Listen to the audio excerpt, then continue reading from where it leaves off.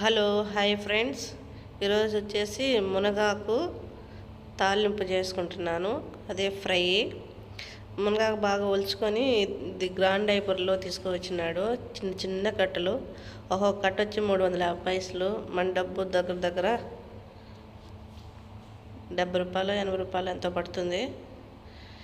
సాబామయ్య commission ఒక కట్ట అంటే దగ్గర దగ్గర 200 ఈ ఆకు.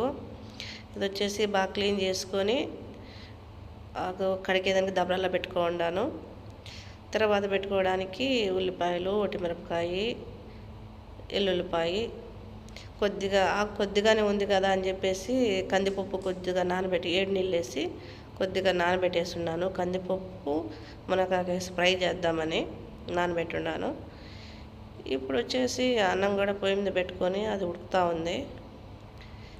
సరే అని చెప్పేసి ఇది కొద్దిగానే ఉండాలి, అందుకని కందిపప్పు వేసేసి ఫ్రై చేస్తే ఒక పూటకి మాకిద్దరికి సరిపోతుందిలే అని చెప్పేసి చేస్తున్నాను. పెనం పెట్టేసి ఆయిల్ వేడెక్కినాక తర్వాత గింజలు వేసినాను. తర్వాత మనం ఆల్రెడీ కట్ చేసి పెట్టుకున్న ఉల్లిపాయలు, వెల్లుల్లిపాయ, నుంచి ఒట్టిమిరపకాయలు అవి కూడా వేసేసి వేయించుకుంటున్నాను.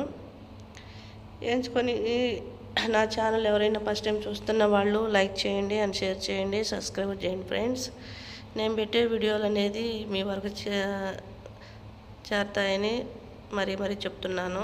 లైక్ చేసుకోండి, సబ్స్క్రైబర్లు చేసుకోండి అని.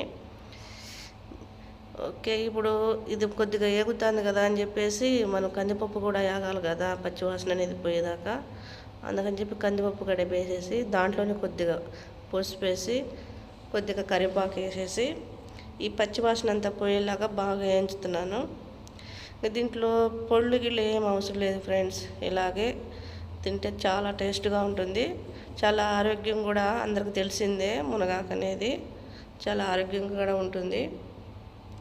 ఉట్టి తింటేనే చాలా బాగుంది టేస్ట్గా.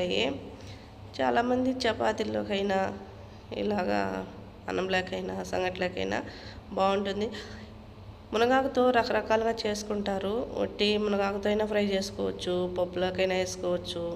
తర్వాత కోడిగుడ్డు మునగాకేసి ఫ్రై చేసుకోవచ్చు. అప్పుడు మా పెద్దోళ్ళు అయితే చేస్తూ ఉన్నారు కోడిగుడ్డు మునగాకు వేసి ఫ్రై. ఇప్పుడు నేను చాలా రోజులు చేసేది కందిపప్పు వేసి చేస్తున్నాను. మనకు దొరక ఇతర దేశాల్లో దొరికితే అది ఎంతో అపురూపంగా చేసుకొని తింటాము.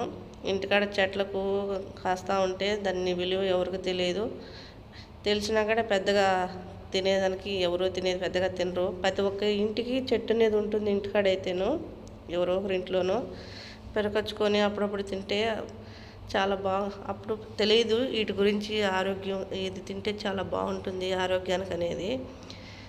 ఇప్పుడు ఇక్కడికి వచ్చేసినాక అన్నీ చూసి అన్నీ రెడీమేడ్ కొనుక్కునేది అపురూపంగా తింటాం కొనుక్కునేదానికి. ఇప్పుడు అయిపోయినాయి తర్వాత అన్నీ వేసేసినాను. అక్కడ కడిగి పెట్టుకున్నది వేసేసుకొని నీళ్ళు లేకుండా కొంచెం సాల్ట్ వేసేసి బాగా కలుపుకుంటున్నా. అంత పసుపు, ఈ ఉప్పు, కందిపప్పు, తిరబాత అంతా బాగా కలవాలి కాబట్టి కలిసేలాగా కలుపుకోవాలి. కలుపుకొని కాసేపు మూత పెట్టేసినామంటే ఆ మూతకు ఆవిరికి ఉడికిపోతుంది, అయిపోతుంది. దీంట్లో నేనేం ఏ పొడులు యాడ్ చేయలేదు, ఓన్లీ మిరియాల పొడి మాత్రం ఒకటే వేసాను.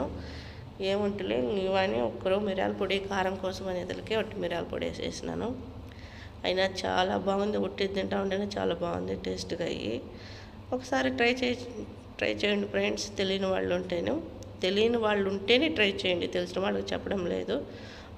ఓకే మరి నా వీడియోలు ఎలా ఉన్నాయో లైక్ చేయండి, షేర్ చేయండి. బాయ్.